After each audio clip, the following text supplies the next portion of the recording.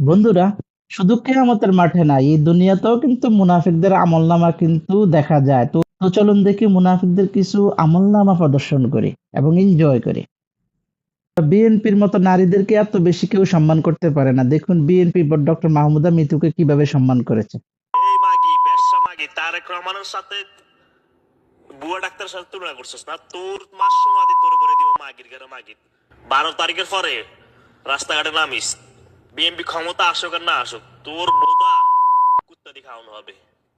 জামায়াত ইসলামের মুনাফিকরা বলতেছে বিএনপি কে ভোট দিয়ে শান্তিতে থাকবেন, তা হবে না, তা হবে না। কিন্তু আপনারা আমাদের চোখের সামনে দিয়ে ওই জামাত রাজাকারকে ভোট দিবেন আর আপনারা বাড়িতে শান্তিতে থাকবেন, ওই শান্তিতে কিন্তু আমি থাকতে দেব না। জামাত আওয়ামী লীগ ভাই ভাই, ধানের শীর্ষে ভোট চাই। আওয়ামী লীগ বিএনপি কি সবাই বলেন? আওয়ামী লীগ বিএনপি ভাই ভাই, ধানের শীষে ভোট চাই। দাঁড়িপাল্লার বাইরে কেউ এজেন্ট দিতে পারবে না বলে দিলাম। বিএনপি ও দানের শিশুর স্বার্থে ফেরাউনকেও আমরা সমর্থন দিতে প্রস্তুত। বিএনপির স্বার্থে শুধু হিন্দু না, যদি ফেরাউন আসে তাকেও আমরা সাপোর্ট দেবো। দেবো কিনা বলেন?